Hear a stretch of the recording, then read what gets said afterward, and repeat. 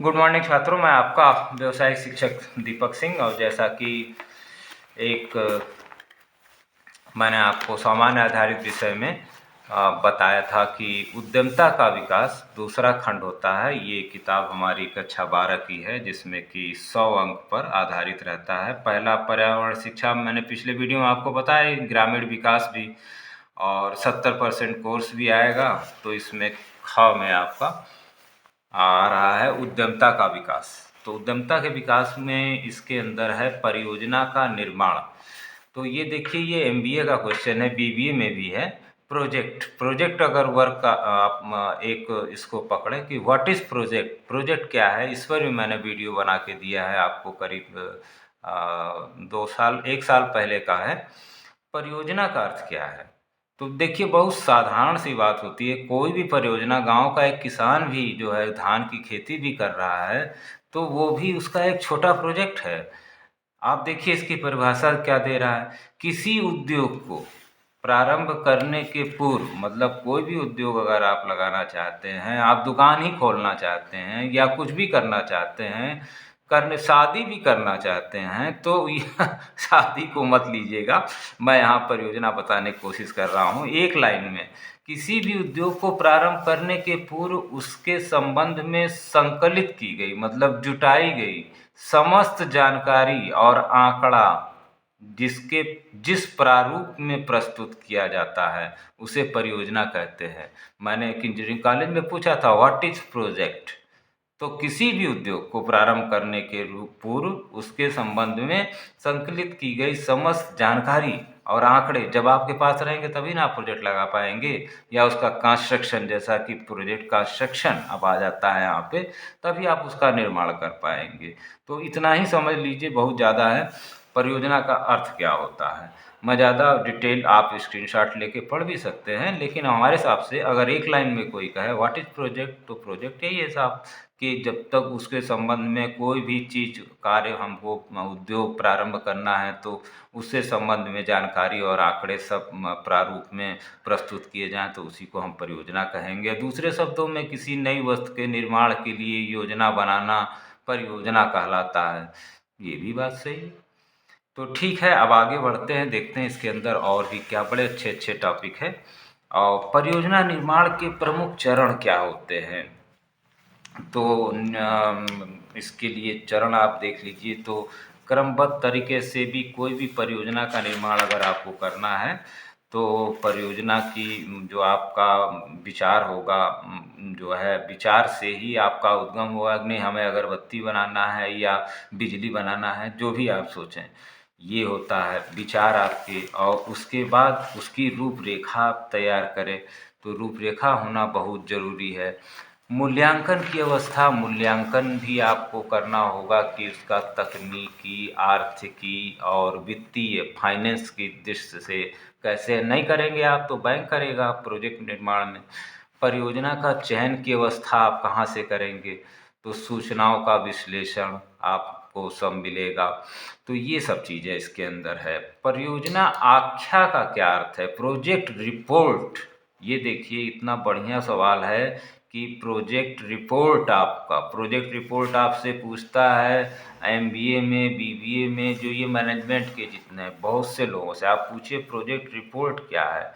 एक ऐसी रिपोर्ट जो लगाई जाने वाली इकाई के संबंध में, वही जो पहले मैंने क्वेश्चन दिया था, संपूर्ण जानकारी, मतलब आंकड़ा, लाभ, हानि, सब चीज उसके अंदर रहती है। इसके अंतर्गत परियोजना के संबंध में संपूर्ण जानकारी होती है। मतलब एक लाइन का क्वेश्चन, अगर आप एमबीए में जाएंगे तो ये चीज़ बहुत थोड़ा फैला के पढ़ाई जाएगी।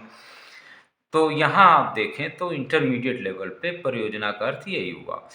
परियोजना की आख्या के उद्देश्य और इसकी आवश्यकता। क्यों, सही बात है भाई, आख्या के उद्देश्य तो रहेंगे ही प्रोजेक्ट रिपोर्ट के, कि इसका प्रतिफल क्या आएगा, ये धन में जाएगा कि ऋण में जाएगा कि कैसा रहेगा, मतलब इसके अंदर परिणाम क्या होंगे। और औद्योगिक स्थायी अगर आप आवश्यक है हमको कि भूमि आपकी कैसी, मान लीजिए कोई भी उद्योग लगा रहे हैं तो उसकी भूमि कैसी है, मशीन कैसी है, श्रमिक की संख्या कैसी है, कच्चा माल मिल जाएगा कि नहीं मिल जाएगा। तो ये सब चीज़ें इसकी उद्देश्य भी हैं, आवश्यकता भी हैं। और आख्या के परियोजना आख्या के तत्व के रूप में देखें तो उद्यमी का नाम, पता, उद्यमी की शैक्षिक योग्यता, अनुभव तथा उसकी क्षमता क्या है, उत्पादों के नाम तथा उसकी उपयोगिता और ये पंजीकृत है कि नहीं है। परियोजना का विवरण अगर आपसे पूछे तो परियोजना का स्थल आपको बताना है कि कहाँ लगाई जाएगी आपकी, और उस पर रोड है कि नहीं है, मशीन संयंत्र आप कहाँ से लेंगे, तकनीकी सलाह आप कहाँ से लेंगे। मैक्सिमम क्वेश्चन पूछा जाता है कि परियोजना का मूल्यांकन से आप क्या समझते हैं। तो देखिए, किसी भी परियोजना का आदमी का मूल्यांकन होता है कि आदमी कैसा है, शिक्षक कैसा है, चाहे हर आदमी का मूल्यांकन होता है। तो यहाँ परियोजना का, प्रोजेक्ट का हम मूल्यांकन करेंगे। तो प्रोजेक्ट का मूल्यांकन दो तरीके से होता है। सैद्धांतिक मानों का भी किसी आप मूल्यांकन करेंगे, चाहे वो हमारे आदर्श हों, तो दो ही रूप से होता है, सैद्धांतिक दृष्टि से और व्यवहारिक दृष्टि से। तो उसी दोनों दृष्टि से हम उस परियोजना का भी मूल्यांकन करेंगे। तो इन दो, व्यवहारिक मतलब कि एक तरह से एक लाइन में समझें कि आपका प्रोजेक्ट ऐसा होना चाहिए जो कि व्यवहारिक हो, और गांव में जैसे कि राइस मिल है तो आप सबके लिए काम आ रही है। तो अब ये चीज़, इन दोनों में से सैद्धांतिक मूल्य को, व्यवहारिक मूल्य को सबसे अधिक उत्तम माना गया है। क्योंकि देखिए, व्यवहारिक मूल्य में ये रहेगा कि अगर आप कोई भी चीज़ गांव में, अगर मान लीजिए आपने आटा पीसने की मशीन भी लगा दी तो 100 घरों का काम हुआ या 10 घरों का काम हुआ, जितना भी बड़ा हुआ, चाहे राइस मिल लगा दिया। तो ये व्यवहारिक दृश्य जो है आपका ज़्यादा महत्वपूर्ण रहेगा। और उसका तकनीकी मूल्यांकन भी करना होता है। तकनीकी रूप में नवीनतम तकनीकी, नई फर्म का नवीनतम तकनीकी अपनाइए, और कुशल और मितव्ययी रहिए कि निर्माण प्रक्रिया कुशल और मितव्ययी है कि नहीं। देखिए, निर्माण प्रक्रिया मतलब जैसे गांव में अगर आप राइस मिल बनाएंगे तो वहाँ ये एक बढ़िया उदाहरण है। और कितना समय लगेगा ये भी आपको जानना, टाइम मैनेजमेंट इसको कहते हैं एमबीए में, कि उत्पादन निर्माण में प्रोजेक्ट शुरू किया और उसके निर्माण में कितना समय लगेगा और वो उत्पादन कब देना शुरू करेगा।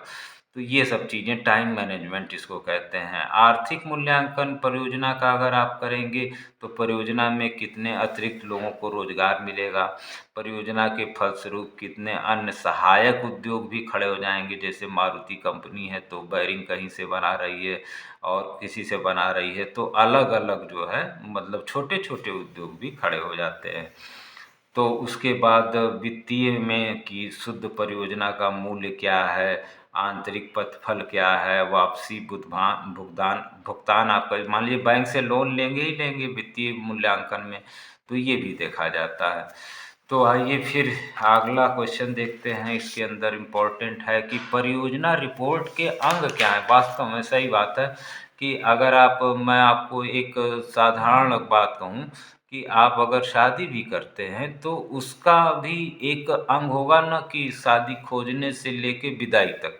तो उसी तरह से परियोजना का भी आप अगर ध्यान दें तो इसका भी रिपोर्ट के अंग होंगे कि नहीं होंगे। जैसे स्टार्टिंग, मान लीजिए आप कोई एक अगरबत्ती बनाना चाहते हैं, या चलिए पेपर पिन, जो आजकल आप देखें पेपर पिन आती है ना बाज़ार में, जो आप कई ऑफिसों के मेज में डिब्बी पे रखी रहती है, तो वो पेपर पिन ले लेते हैं हम उदाहरण में।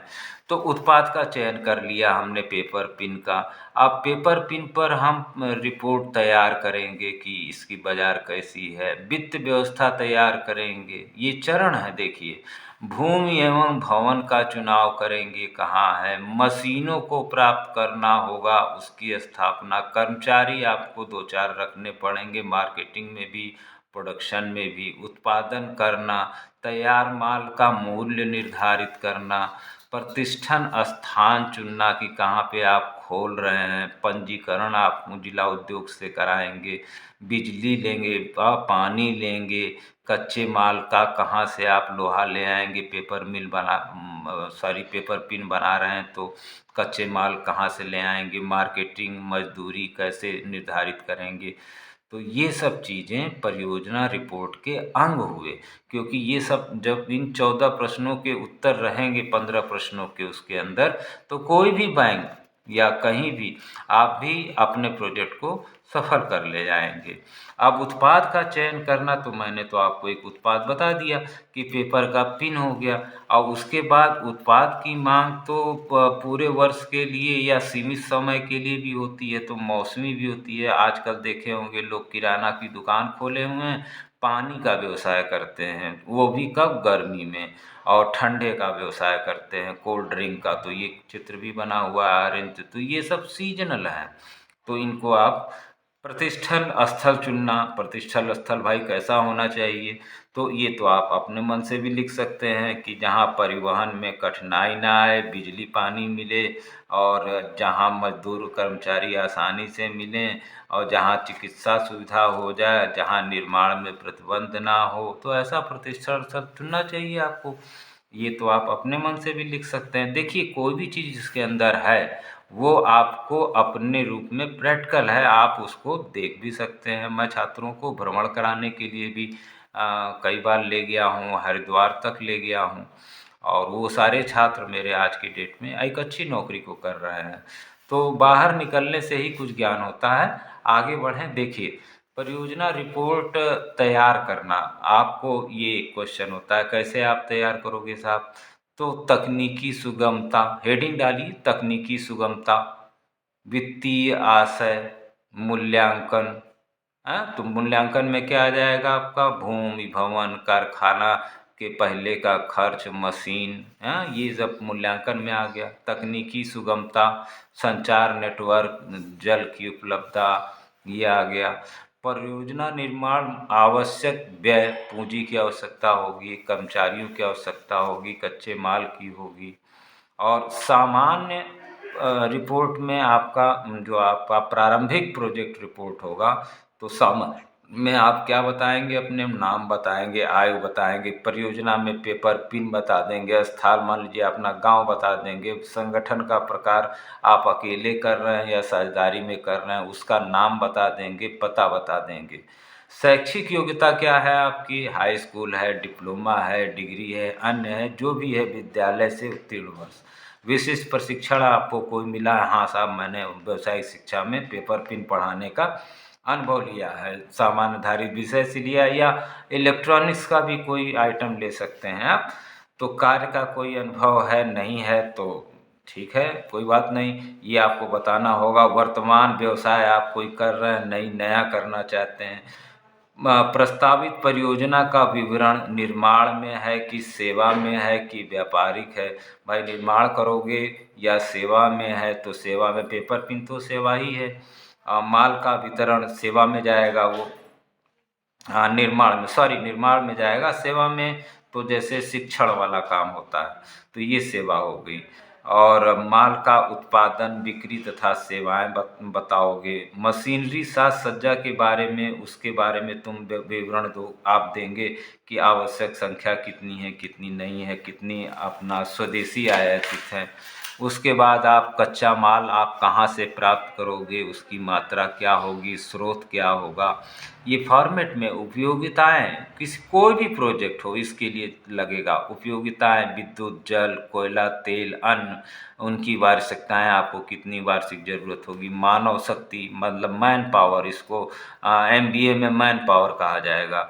उसमें प्रबंधकीय प्रबंधक रखोगे, और कुशल आदमी, अर्ध कुशल मतलब skilled man power, non skilled man power रखोगे, और अकुशल ये रहेगा। परियोजना का मूल्य क्या है, तो अस्थाई पूंजी तो जैसे भवन, बिल्डिंग, ये सब आ जाएगा इसके अंदर, और उसका राशि रहेगी। और कार्यशील पूंजी रहेगी, कच्चा माल, मजदूरी, वेतन, ये सब रहेगा। परियोजना की दोनों को मिला दोगे तो जो है लागत निकल आ जाएगी, मतलब अस्थाई पूंजी और कार्यकारी पूंजी। अब वित्त व्यवस्था आप जुटाएंगे कहाँ से? तो वो आप बैंक के पास जाएंगे तो अवधि ऋण और कार्यकारी पूंजी, ये बैंक आपको स्वयं का अंशदान आपका 10% 20% आजकल तो सरकार दे रही है। तो आर्थिक सहायता जो है आपको अनुदान भी, सब्सिडी भी दे रही है।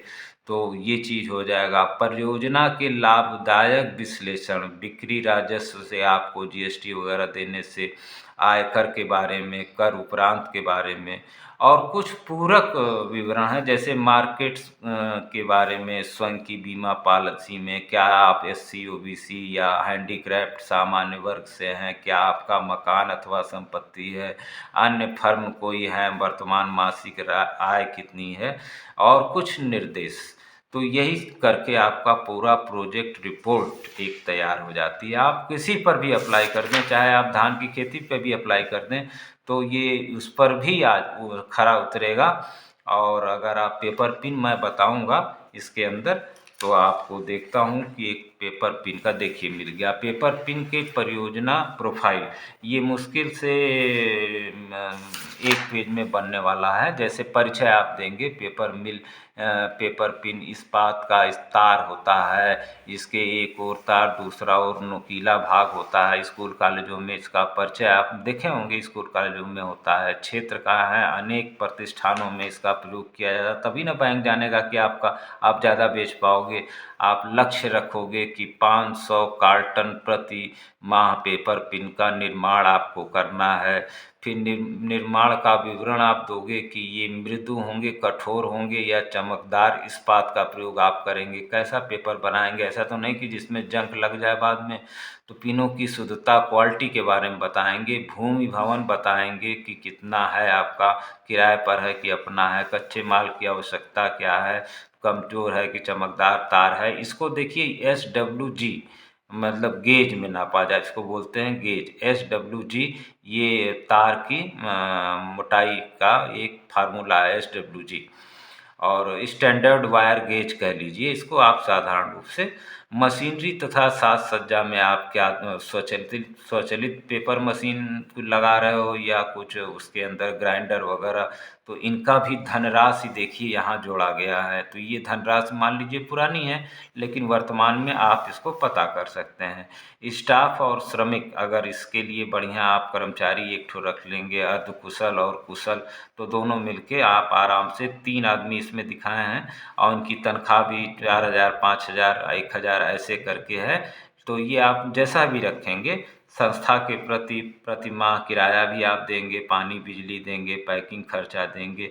तो इस तरह से आप प्रोजेक्ट रिपोर्ट बना रहे हैं। ये कार्यशील पूंजी क्या है, हर महीने आपको भाई कितना स्टील कच्चा माल चाहिए कर्मचारी का, और कार्यशील पूंजी आपको, और संस्था के खर्चे हैं, अन्य व्यय खर्चे हैं। उसके बाद कुल पूंजी निवेश आपका कितना हुआ, तो मशीनरी साज सज्जा में साहब इतना हुआ, और कार्य साथ पूंजी में इतना हुआ, तो टोटल कितना हुआ, तो 6,85,000। तो ये आपका 6 लाख। और निर्माण लागत प्रति माह कितनी है, तो कच्चा माल इतना इतना लग रहा है आपका, तो ये 1 लाख निर्माण लागत में 87,000 लगा। और कुल विक्रय आपका 2 लाख जो है प्रति माह। तो 600 ग्राम भार के 3000 कार्टन बोर्ड की बिक्री से 80 रुपये भी आप दर से बेचेंगे तो 2,40,000।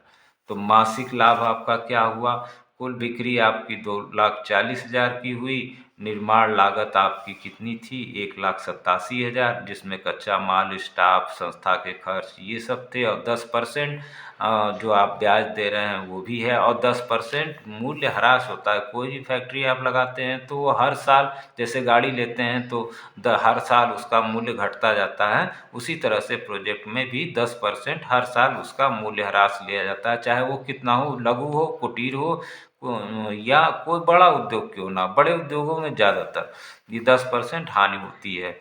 तो अब इसमें आप 2,40,000, तो आपको फ़ायदा हुआ 50,000, तो 52,240। तो आपको वार्षिक जो है 12 महीने का गुणा कर देंगे तो 6,26,000। तो 6,26,000 देखिए यहाँ आ रहा है, और आपने की कुल लागत थी 6,85,000। तो अब आपको लाभ निकालना है, तो लाभ बटा बिक्री गुणे 100। तो लाभ आपका बटा बिक्री गुणे 100 करके 21% का लाभ आपको मिला। और आपको पूंजीगत लाभ जो है वार्षिक लाभ बटा पूंजी आपने कितनी लगाई थी, 626 लगाई थी, 685 का गुणे 100 कर दीजिए तो 91% का यहाँ पर आपको लाभ हो रहा है। पेपर पिन एक बहुत अच्छा उद्योग है, मैं आपको सलाह दूंगा कि आप ज़रूर इसको लगाएं। कोई ज़रूरी नहीं है कि आप इलेक्ट्रॉनिक्स से पढ़ने के बाद कोई इलेक्ट्रॉनिक्स में ही जाएं। हमारे कई बच्चे इसमें बाहर काम कर रहे हैं, तो आप लोग भी नौकरी भी कर सकते हैं और अपना उद्योग भी लगा सकते हैं। पेपर पिन मेरा एक इंटरेस्टिंग, कहीं बहुत आराम से आप 150 कॉलेज पकड़ के अपना काम कर सकते हैं। गाजीपुर में 1000 कॉलेज है, तो सिर्फ कॉलेज की ही बात करूं अगर मैं, तो वैसे तो हर जगह बिकता है। मैंने और आगे बढ़ें हम, देख लेते हैं। इसमें एक इम्पॉर्टेंट सवाल पूछता है, स्वॉट एनालिसिस क्या है। देखिए ये स्वॉट एनालिसिस ये एमबीए का क्वेश्चन है। आपको मैं एक लाइन में इसको बताना चाहूँगा कि स्वॉट SWOT, कोई भी बिजनेस करने आप जा रहे हैं तो देखिए पहले आपके अंदर स्ट्रेंथ, शक्तियाँ होनी चाहिए, मतलब आपको बर्दाश्त करने की, आपको पास हमेशा प्लान ए से आप काम कर रहे हैं तो प्लान बी भी होना चाहिए कि अगर हमको 10 रुपये की हानि हुई तो हम फलाना से 10 रुपया लेके अपनी हानि को करके और आगे बढ़ेंगे निश्चित। तो शक्ति होनी चाहिए आपके पास। दूसरा अपॉर्चुनिटी, आप बाज़ार में अगर गए, आपको लगा कि नहीं कुछ चीज़ और भी अच्छी है तो उसको भी आप तुरंत जो है पकड़िए। जैसा कोरोना में था, लोग डॉक्टरों में बड़ा देख रहे थे, लोग बहुत अपॉर्चुनिटी खोज रहे थे। तो अपॉर्चुनिटी मतलब अवसर से है, तो आपको जब भी अवसर मिले तो उसको खोइए मत। दूसरा वीकनेस, वीकनेस मतलब W, कमजोरियां तथा सीमाएं, मतलब अपने अंदर कमजोरियों को भी समझिए और अपनी सीमा को भी समझिए कि आप कहाँ तक चल सकते हैं। और T फॉर थ्रेट, चुनौतियों का हमेशा सामना करिए, क्योंकि कभी कोरोना आएगा, कभी कुछ आएगा, कभी कुछ आएगा, तो हमेशा कुछ ना कुछ चुनौती लगेंगी। मार्केटिंग में आपको प्रॉब्लम आएगी तो आप उसको चुनौती समझिए और उसके साथ लड़िए, ये नहीं कि आप बैठ जाइए। तो इससे जो ये अगर स्वॉट एनालिसिस आपके आप अपनाते हैं तो ये आप एकदम निश्चिंत रूप से एक अच्छे उद्योगपति बन सकते हैं और बनेंगे। आगे इसमें देखिए एक क्वेश्चन और है, और आगे देखिए परियोजना, इस पर जो सवाल बनेंगे तो नई चुनौतियों को स्वीकार करना, नए तरह के देखिए टॉपिक है आपका, तो नई चुनौतियां तो आएंगी ही आएंगी, क्योंकि कहीं ना कहीं से आपको नया, आज मान लीजिए मेडिसिन है, पैरासीटामॉल आप भी बेच रहे हैं, पैरासीटामॉल मैं भी बेच रहा हूँ, तो मेरे जैसे 100 लोग बेच रहे हैं, सिप्ला बेच रही, केडला बेच रही, सब लोग बेच रहे हैं, तो चुनौतियां तो आनी ही आनी है। हर एक मेडिकल रिप्रेजेंटेटिव जो आपके गांव में दवा बेचता है उससे पूछिए चुनौती क्या होती है, तो उसी दुकान पे वो भी बेच रहा है, उसी दुकान पे हम भी बेच रहे हैं, तो ये चुनौती होती है। परियोजना अब आगे देख लें तो इसके अंदर सवाल आपसे क्या पूछेगा, तो परियोजना रिपोर्ट के लिए आवश्यक क्या है, विशिष्ट प्रशिक्षण होना चाहिए, शैक्षिक योग्यता होना चाहिए। हाँ, ये परियोजना रिपोर्ट के लिए बहुत ज़रूरी है, शैक्षिक योग्यता और ट्रेनिंग आपकी, तभी आप कोई रिपोर्ट बना सकते हैं। परियोजना नियोजन क्या है, और देखिए इसके अंदर मुख्य क्वेश्चन, इसका मूल्यांकन कैसे करेंगे, स्वॉट एनालिसिस क्या है, इसका अर्थ समझाइए, उसके बाद परियोजना क्या है, प्रोजेक्ट क्या है, इसका अर्थ बताइए, विशेषता बताइए। तो भाई विशेषता तो आप जान ही रहे हैं ना, सारी चीज़ों का आंकड़ा आपके पास है। लागत क्या है, अभी आपको पेपर पिन में हमने बताया लागत किस तरह से है।